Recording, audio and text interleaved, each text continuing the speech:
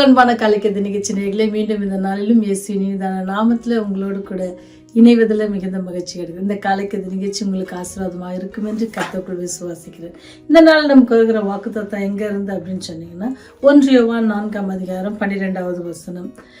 நாம் ஒருவரிடத்தில் ஒருவர் அன்பு கூர்ந்தால் தேவன் நமக்குள் நிலைத்திருக்கிறார் என்பது தெரியும். ஏன்னு சொன்னால், நம்ம சில நேரத்தில் சில பிரச்சனைகள் சில காரியங்கள்லாம் பார்த்து தேவன் ஒருவர் இருக்கிறாரா அப்படின்னு சொல்லி ஒரு கேள்வி நமக்குள்ளே வரும்ல. அப்படி வரும்பொழுது நமக்கு கொடுக்குற ஒரு வசனம் என்ன அப்படின்னு சொன்னால் இந்த வசனம் தான். ஏன்னு சொன்னால், நம்ம தேவனத்தில் எவ்வளவு அன்பாக இருக்கிறோன்றதை அல்லது தேவன் ஒருவர் இருக்கிறார் என்பதை நம்ம எப்படி காட்ட முடியும் இல்லை மற்றவங்களுக்கு சொல்ல முடியும் அப்படின்னு சொன்னால், நம்ம காட்டுகிற அன்பு நிமித்தமாக தான் அப்படின்னு சொல்லி வேத வசனம் ரொம்ப தெளிவாக சொல்லுது. அப்படி இருக்கும் அப்படின்னு சொன்னால் தேவனுடைய அன்பு நமக்குள்ளே நிலைச்சிருக்கோம். ஒரு குட்டி கதை என்ன அப்படின்னு சொன்னால், ஒரு வயதானவர் அமர்ந்திருந்தார். அந்த இடத்துல என்ன பார்த்தா ஒரு வாலிபன் அங்கே வரான். அங்கே வந்துட்டு அவர்கிட்ட கேட்குறான். ஆனால் அவனை பார்த்து கேட்குறாரு, நீங்கள் கடவுளை பார்த்துருக்கீங்களா அப்படின்னு சொல்லி கேட்குறான். அப்போ அவர் சொன்னார், ஆமாம் நான் பார்த்துருக்குறேன் அப்படின்ட்டு அவர் சொல்கிறாரு. அப்படியே எனக்கும் காட்டுங்க அப்படின்ட்டு அவர் கேட்குறாரு. அப்போ அந்த வாலிபன் கேட்டோடனே அதுக்கு அவர் திருப்பி பதில் ஒன்றும் சொல்லலை. ஆனால் அவர் என்ன செஞ்சாருச்சுன்னா மெதுவாக நடக்க ஆரம்பித்தார். அப்போ அந்த வாலிபனும் அவர் பின்பாகவே நடந்தார். ஏன்னு சொன்னால் அவர் சொல்லியிருக்கிறார், நான் கடவுளை பார்த்துருக்கேன் அப்படின்னு சொல்லி. அப்போது அந்த மகனும் என்ன செய்கிறார், அப்படியே பின்னாக போயிட்டே இருந்தார். போன பிறகு பார்த்தா ஒரு ஆற்றங்கரையில் அங்கே என்ன செய்யப்பட்டாங்கன்னா அந்த வயதானவர் நின்றார். அப்படி நின்ற உடனே அவர் சொன்னார், அந்த தண்ணியில் உன் முகத்தை பாரு அப்படின்னு சொன்னார்.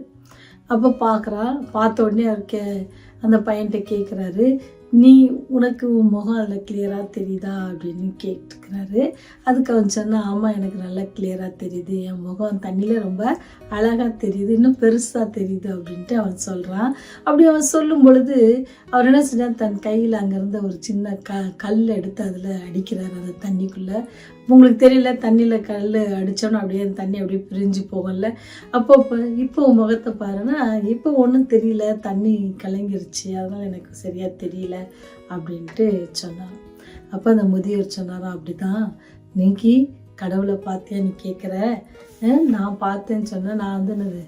நான் எப்படி பார்த்தேன்னு சொன்னால், ஆண்டவர் அன்புலேருந்து நான் பார்த்தேன். அவர் என்மேல் வைத்த அன்பில் தான் அவரை நான் பார்க்க முடிஞ்சுச்சு. நான் எவ்வளோ பெரிய பாவி, ஆனாலும் அவர் என்னை நேசித்து எனக்கு ஒவ்வொரு நாளும் என்ன செய்கிறாரு, போஜனம் கொடுத்து இத்தனை வயசு வரைக்கும் என்னை வழி நடத்திருக்கார். அப்போ அவர் ஒரு அன்பானவர். அப்படி அன்பு தான் எனக்கு கடவுளாக தெரிகிறது அப்படின்னு சொல்கிறார். உனக்கு ஏன் பார்க்க முடியலச்சுன்னா, நீ என்ன செய்யலை, அவரை பார்க்கல, உன்னை தாழ்த்தி நான் பாவி, எனக்கு நம்முடைய பாவம் தான் என்ன செய்யுது, அவருக்கும் நமக்கு என்னது பிரிவினை உண்டாக்குது, அதனால் பார்க்க முடியாது. அப்போ நம்ம என்ன செய்யணும், நம்முடைய பாவத்தெல்லாம் விட்டுட்டு போகணும். ஏன்னா அதனால தான் அவர் சொல்கிறாரு, உங்களை என்னையும் பார்த்து கூட அவர் என்ன சொல்கிறார், நீங்கள் உலகத்திற்கு ஒப்பாக இருக்கிறீர்கள், நீங்கள் உலகத்திற்கு வெளிச்சமாக இருக்கிறீர்கள்னு சொல்கிறாரு.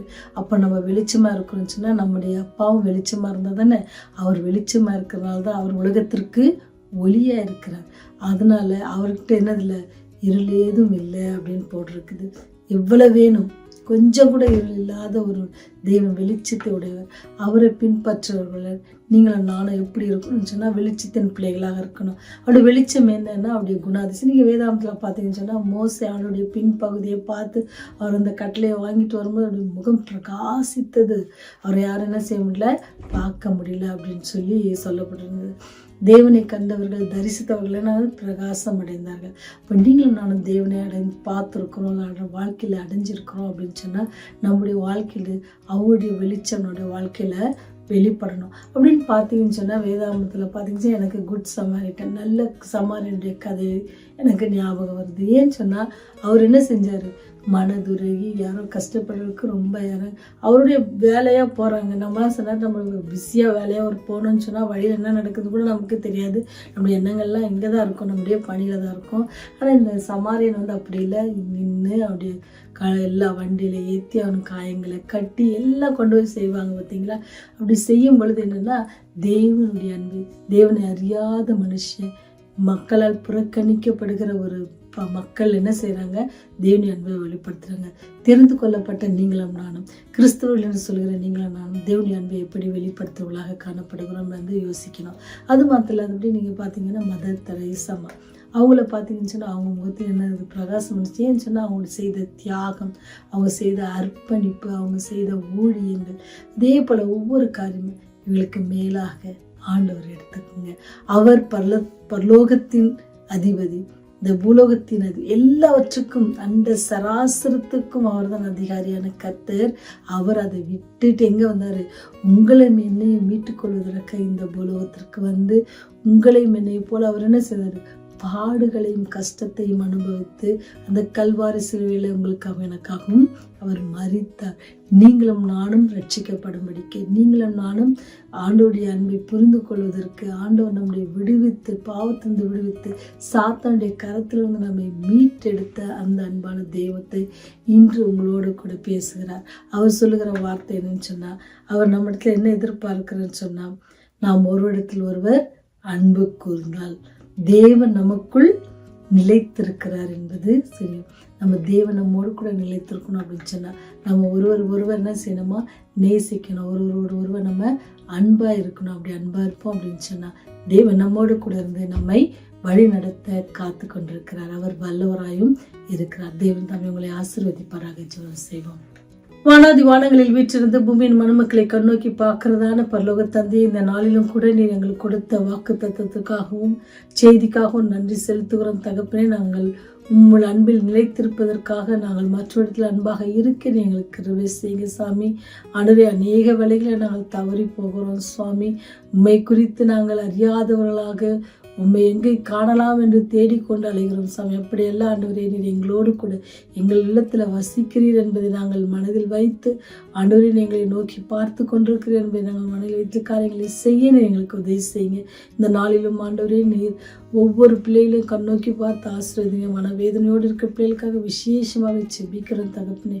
அவளை நீர் அவளோடு கூட இருந்து அவளை ஆசீர்வதிங்க. அவருடைய தேவைகளை சந்தித்தருளுங்க. அவர்கள் எதிர்நோக்கி இருக்கிற எல்லா காரியங்களையும் எங்களுக்கு வாய்க்க பண்ணித்தாங்க சாமி. ஆண்டவரே, பிரச்சனை மத்தியில் இருக்கிற பிள்ளைகளுக்காக செபிக்கிறோம். அந்த பிரச்சனையிலிருந்து வெளிவரத்தக்கதான கிருபையை நீ அவங்களுக்கு கட்டளையிட வேண்டுமா கெஞ்சி மன்றாடுகிறோம் சுவாமி.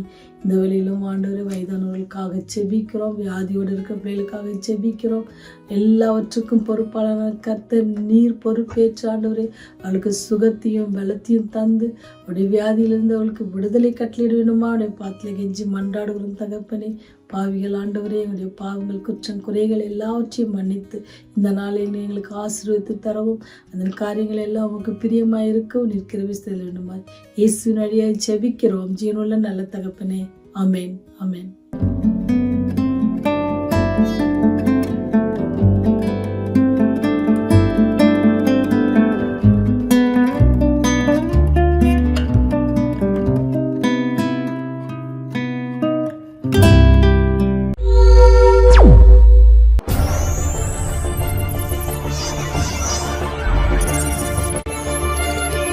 நீங்கள் பார்த்துக் கொண்டிருப்பது உங்கள் ரிவைவல் டிவி.